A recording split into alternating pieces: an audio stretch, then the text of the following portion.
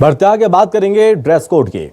मध्य प्रदेश के कॉलेज और यूनिवर्सिटी में ड्रेस कोड लागू होगा। यह फैसला लिया गया है। जीन्स टी शर्ट में अब कॉलेज नहीं पहुंच पाएंगे स्टूडेंट्स। उच्च शिक्षा मंत्री इंदर सिंह परमार का बयान आया। उन्होंने कहा कि समानता की भावना के लिए ड्रेस कोड लागू किया जा रहा है। छात्र संगठन और विशेषज्ञों से जो विशेषज्ञ हैं उनसे सुझाव लिए जा रहे हैं। हिजाब, बुर्का, भगवा पहनकर एक यूनिफॉर्म लागू होगी। उच्च शिक्षा विभाग के फैसले पर कांग्रेस विधायक आरिफ मसूद बोले, संविधान हमें अपने हिसाब से ड्रेस पहनने की आजादी देता है। इस फैसले को कभी स्वीकार नहीं किया जाएगा। संविधान बदलने गए थे तो परिणाम लोकसभा चुनाव में मिल गया। लड़कियां ड्रेस पर हिजाब पहनेंगी तो उसमें आपत्ति क्या है? शैक्षणिक संस्थानों में हिजाब का ऑप्शन होना चाहिए। ये बात भी कही है आरिफ मसूद ने।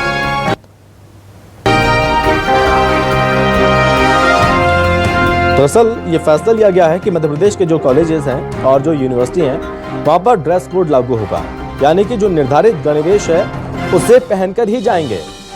जो लोग हिजाब में, बुर्के में या फिर कटी फटी जीन्स पहनकर, टी शर्ट पहनकर, हाफ पैंट पहनकर पहुंच जाते हैं, अब ये बर्दाश्त नहीं किया जाएगा।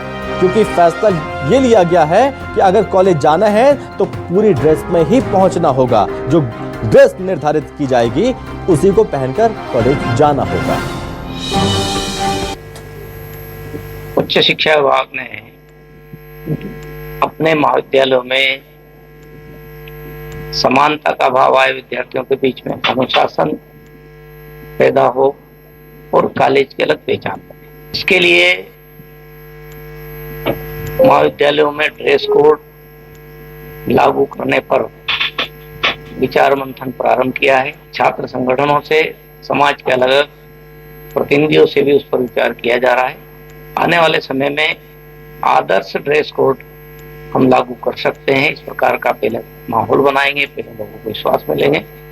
कर्नाटक का बेवजह विवाद था, तब भी हम लोगों ने ये बात हर लेवल से कहा था कि गलत है।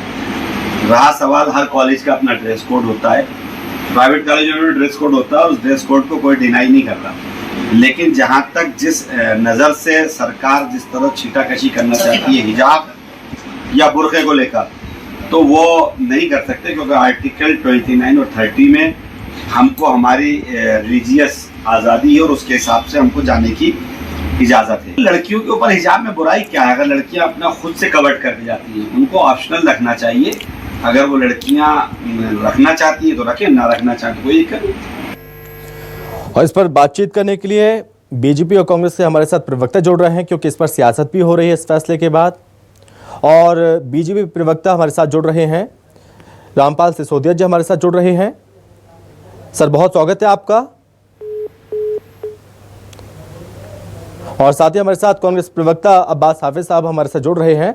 अब्बास जी, बहुत स्वागत है आपका भी। धन्यवाद आपका। अब्बास जी, मैं सबसे पहले आपके पास ही आ रहा हूँ, क्योंकि ये पहचान होगी। अगर कोई छात्र ड्रेस में स्कूल जाए, कॉलेज जाएगा, यूनिवर्सिटी में जाएगा पढ़ाई के लिए, तो उसमें पहचाना जा सकेगा कि छात्र कॉलेज जा रहे, कहाँ जा रहा है। लेकिन इस फैसले से कांग्रेस को दिक्कत क्या है? बीजेपी कह रही है ऐसा। तो ये पहली बात है कि कांग्रेस को दिक्कत नहीं है, सरकार की मंशा पे सवाल है। इंदर सिंह परमार जी ने एक बात कही कि ड्रेस कोड लागू किया जाएगा, ये अधिकृत तौर पे कहा, और फिर अनधिकृत तौर के ऊपर लोगों से कहते सुनाई दे रहे हैं कि हिजाब, ये सारी चीजें, इस तरह की बातें, कहीं कहीं से सूत्र ये बातें लिख रहे हैं, जिससे बेवजह का विवाद पैदा हो रहा है। अगर आप विवाद चाहते हैं तो विवाद करने से बीजेपी को कौन रोक सकता है? हमारा कहना सिर्फ ये है कि ऐसी कोई भी चीज मत कहिए। ड्रेस कोड लागू सारे कॉलेजेस का अधिकार होता है, आप शासकीय कॉलेजेस को करना चाहते हैं करिए, लेकिन ऐसा अगर आप कुछ भी करेंगे कि ये ड्रेस कोड है, तो ड्रेस कोड के अंदर पगड़ी भी पहनते हैं सिख बच्चे, मुस्लिम बच्चियां जो पर्दा करने वाली हैं वो हिजाब भी करती हैं। हिजाब मतलब सिर्फ सर पे रखती हैं दुपट्टा। ऐसे हमारी सिख बहनें जो हैं उनके लिए भी एक सर पे कपड़ा रहता है। बहुत सारे विषय होते हैं, कड़ा हमारे हिंदू भाई पहनते हैं। ऐसी बहुत सी चीजें, और जब कॉलेज में जाते हैं तो उसमें कई विवाहित महिलाएं भी होती हैं हर समाज की। बेवजह का एक विवाद खड़ा होगा जिससे हर धर्म के लोगों को परेशानी होगी। आप शिक्षा से वंचित करना चाहते हैं, आप शिक्षा के दौरान आप हमारे साथ बने रहिए। इस बीच हमारे साथ राजपाल सिंह सिसोदिया हैं, बीजेपी प्रवक्ता हमारे साथ जुड़ रहे हैं। राजपाल जी, बहुत स्वागत है सर आपका। जी नमस्कार सर। इस फैसले का बहुत लोग स्वागत भी कर रहे हैं, लेकिन बहुत लोगों को दिक्कत भी है। दिक्कत यह है कि जो चीज कर रहे हैं वो आप अपने हिसाब से कर रहे हैं।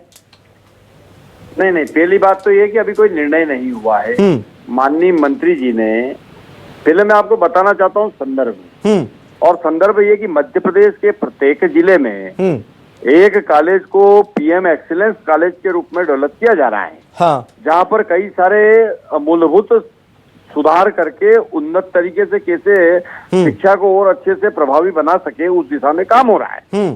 और उसके तहत 2000 से अधिक नई नौकरियां भी मिलने का काम मध्य प्रदेश के विद्वतजनों को हो रहा है। अब उसके अंदर जब वहाँ की पूरी प्रक्रिया अभी चल रही है, तो ऐसे में माननीय उच्च शिक्षा मंत्री जी ने शिक्षा क्षेत्र में काम करने वाली विभिन्न संस्थाएं, ठीक है, पालक अभिभावक संघ, विभिन्न जनभागीदारी। लेकिन राज्यपाल जी, दिक्कत यह है, बाजी कह रहे हैं कि अगर कोई बच्चा जाता है, उसके हाथ में कड़ा रहता है, आप उसे मना नहीं करेंगे, लेकिन कोई बच्ची हिजाब पहनकर जाएगी तो आप उसे मना करेंगे। भाई साहब, हाँ, मेरी बात तो आ जाए पूरी, अगर आपने मुझे जोड़ा है रात को 9:30 बजे तो। जी राज्यपाल जी बोलिए। आप सुनेंगे नहीं तो बात कैसे जाएगी। तो इस प्रकार के सारे संगठन है, उसमें सामाजिक भी है, धार्मिक भी है, शैक्षणिक भी है, उन सब लोगों से सुझाव मांगे हैं, ठीक है, कि इस प्रकार का पीएम श्री एक्सीलेंस कॉलेज बन रहा है, तो इस कॉलेज में जो विद्यार्थी विद्यार्जन के लिए आएंगे, उस कॉलेज की एक विशेषता बने, वहाँ बाहरी लोग पहचान में आ जाए। इस दिशा को लेकर कहीं न कहीं कोई एक गणवेश जिससे कि समानता दिखे कॉलेज के सभी छात्राओं में, तो उस दिशा में क्या करना चाहिए, उस बाबत सुझाव मांगे हैं। ठीक है अब्बास जी, अभी तो सुझाव मांगे जा रहे हैं, दिक्कत क्या है? मैंने सबसे पहले बात यही कही थी कि मंत्री महोदय ने अधिकृत तौर पे कुछ नहीं कहा है।